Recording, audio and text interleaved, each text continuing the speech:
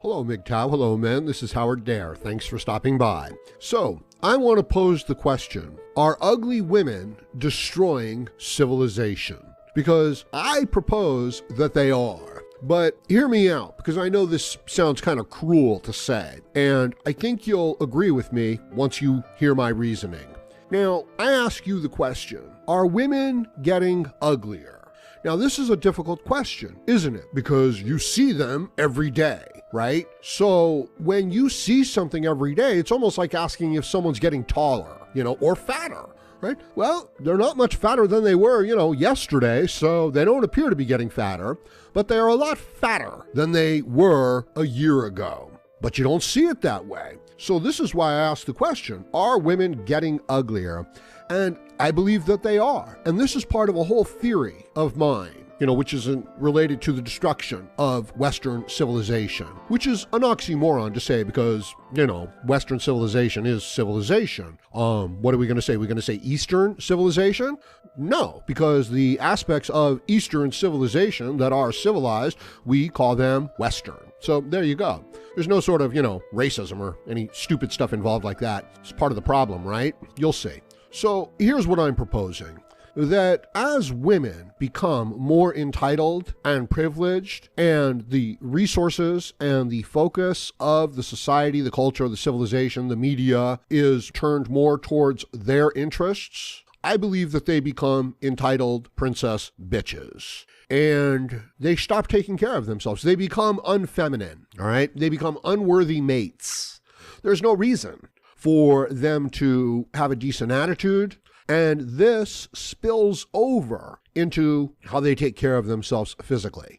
So this is almost like a cycle where the women get uglier, the men become less interested, and the civilization falls. And it's because of the entitlement of the women. And it's because of the excess resources that enable them to, play the victim and to get the resources going their way. Now, is all of civilization going to die off? No, it's not. Because you're always going to have these ugly, unattractive, entitled women that want to reproduce. And you're always going to have these weaker and weaker men who are capitulating to the feminine in order to reproduce. And the only reason why these men can do this is because the civilization, the society, the culture has previously been set up through masculine virtue, which gives them an excess of resources, an excess of human labor, security, and things like that. So what I'm suggesting is that the women getting less attractive is a byproduct of feminism, of cultural Marxism, of postmodernism, this attack on gender relations, on sexual dynamics. Women have no place in a men's society. They really don't. This idea of pretending. I cannot tell you how absurd it is when a woman walks up to me like she's my boss. Another man isn't allowed to walk up to me like that unless he actually is my boss and I respect him. I'm reminded of this scene in the latest Batman movie, right? Where Bane just, says, yeah, what difference does it make how much money you've given me? Does that give you any power over me? And then he just breaks the man's neck, So it's this attitude. It's this devaluing of male virtue. So this is the decline of Western civilization. As the male virtue creates the society and civilization of plenty and safety, a dependent class of people, scavengers, this kind of animal instinct within people, it takes hold, and it takes hold of human sympathy and compassion, which starts on the female side, which is not a bad trait, which I am not condemning, but then it goes too far. And the women stop taking care of themselves like women. They start trying to behave like men. They really want to go for, they want to get a hold of that brass ring, even though they don't realize that in order to do that, you have to be a man. You have to get the shit beat out of you. You have to be competitive, not successful, right? Oh, what's the difference between being competitive and being successful? Because if you're successful because you've cheated, you're not really successful. You're just, you're not competitive. That's the whole thing. You don't have that actual virtue. It's like somebody who gets the heavyweight belt out of, politics, but not out of fighting, or just arranges it so that they're never fighting anybody difficult. It's never a real fight. Politics, female guile, manipulation, psychological manipulation, turning men into servants, into slaves. And then the women just get fatter and more entitled, more privileged. More of the resources go towards taking care of their wants and needs. They just start screaming and crying louder and louder. And the next thing you know, 60-70% of your population, are a bunch of people who don't want to work. They're all fat. They're all uneducated. And they all demand welfare and free medical insurance and free education. And free food, right? So they eat the bad food. They get sick. They need the free medical care.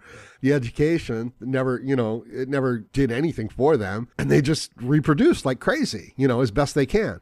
So there will always be people reproducing, but there won't be people and resources and the virtue needed to sustain the whole thing. That's what you're looking at right now. That's the decline you're looking at right now. And you'll see more and more desperate laws being enacted, to curtail people's speech, to limit their freedom, both in thought, and physically.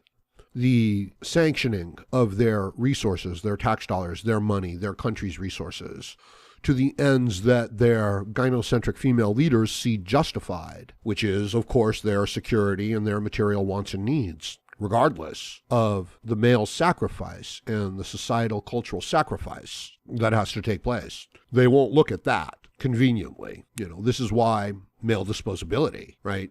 How could she do such a thing to you? It's like, well, that's the whole thing. She can do such a thing to you, right? How could she go into the court and tell lies about you? Well, she can. That's exactly the point. Don't the other people know that she's lying? Yes, they do. Why don't they care? They don't care. I'm sorry. And this is actually a slightly other subject, where given the fact that you are, as a man, in a psychological war zone, what on earth do you expect? And it's this, well, I don't mean to say it like that.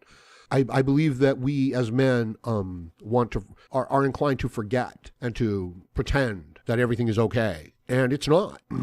And if you'll just kind of keep that in your mind, so the problem is, so here's the real problem. Okay, you're tough enough. I swear you are. You're strong enough. You're tough enough. You can deal with this. I promise you. It's true. Here's the problem, though, okay, is that if you convince yourself that you're not in a war zone and then you step on a landmine, you're like, what the fuck? What just happened? Okay? If the bitch tells a bunch of dirty lies about you and gets you fired, you're like, what the hell? I must be a really rotten person. All right? If the girl acts all scared and afraid like you've offended her and you've got to be fired, you're like, oh, gee, I guess I really did do something wrong. You didn't do anything wrong. That's the war zone that you're in. Oh, you don't want to admit it? Oh, no, it's not that bad? Oh, okay, great. Then guess what? Then the psychological injuries that you're dealing with, they never heal because you never acknowledge them. So the women are way out of hand, okay? You can understand this dynamic. You love women, okay? You want to do everything to please them and to protect them? Well, now they're a bunch of fat, entitled pigs. Do you understand? Of course you do. It's clear enough. You want to put your foot down? You want to say no to it? You think it's gone too far? Too late. There's too many other men who will just bend over backwards and do whatever they want immediately because they want to keep their jobs, and they have mortgages and they've made these commitments that they were conditioned to make. So they can't stand up to the women. They can't say no to the women. And they call that, they say, oh, this is us loving women. That's what it means, right? And when a man says, hey, women might not be the most perfect things in the whole universe all the time, the man says, what are you, gay? What are you, a bad man, right? Now, take a look at his health. Take a look at the way he physically carries himself. And I don't mean a young man, okay? Man up to be 35, late 30s, okay? He's fine. Don't worry about it, okay? What you need to look at is the cumulative effect of what he's doing psychologically on his health by the time he gets to be about 40 years old. That's what you need to recognize, okay? And what you'll notice is that, 75%, 80% of all the men in our Western civilization, they get sick as dogs. They turn into fat-looking women. And my other point was that the young women that should be at their peak of attractiveness, okay? They look like fat little pre-diabetic kids. You know what I mean? They look like fat little roly-poly things. And the boys look even worse. They look like metrosexuals, right?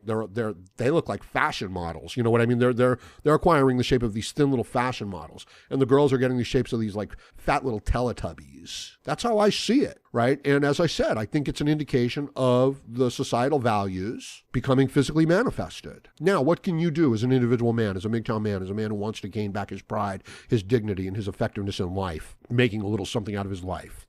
You can focus on yourself. You can stay focused on yourself. You can stay focused on your interests. You can stay focused on building yourself up. When you're lifting weights, okay? You're not competing with anybody. You're competing with yourself. And you're not looking to rip your muscles out of their, sockets and things like that. You're looking to improve a little bit. That's all. And you know what that takes? That takes a little rest too. You got to work hard, but not so hard that you hurt yourself. And you got to give yourself a break. You got to give yourself a little rest. You got to give yourself a little credit. You got to not get distracted and focus on stupid, retarded bullshit like impressing some fat, ugly bitch who doesn't think you're worth a dime. Okay? That's not your game. Focus on overcoming the difficulties within yourself, the challenges within yourself. It'll take a little longer, okay? But you'll be able to work through, some of the internal problems. Like I've said, I think men are strong enough to deal with whatever the situation is, as long as they can face the truth of the situation. And I know it's hard. I know it's really hard. But you face the truth of the situation. Oh, that's a lying, entitled princess bitch, right? Who'll just lie just to get stuff, to pretend that she's a winner, right? It's like, okay, great. You've got a degree in brain surgery, bitch, but you can't do the first part of it, right? Oh, you're in charge here? Yeah, right. You don't even know what you're doing here. You don't even know what we're doing here. You don't even know what's going on here, okay? So this is the battle. This is the challenge. Build yourself up. Stay focused on yourself. You will see improvement. Build on that. I hope this helps. I'm going to leave it at that for now. There's a lot of other aspects to this topic, to this conversation, and I'm going to talk about them.